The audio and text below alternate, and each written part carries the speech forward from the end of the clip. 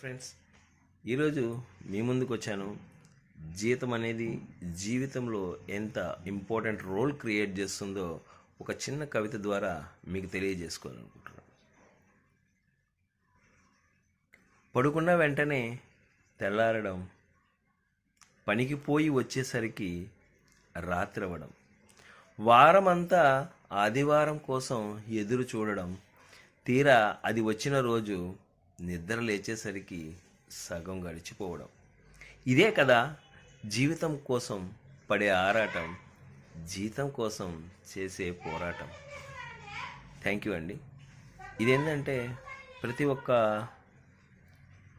Employee ఉద్యోగి ఏం చేస్తున్నాడంటే ఒక నెల జీతాన్ని 2-3 రోజుల్లోనే ఖర్చుల రూపంలో గడిచిపోతుంది. తిరిగి తను 20 రోజులు 15 రోజుల పైన ఆ జీతం మళ్ళీ ఎప్పుడు వస్తుందా అని ఎదురు చూస్తూ ఉంటున్నాడు. అదే జీవితం అనేది గడిచిపోతూనే ఉంది. Thank you very much.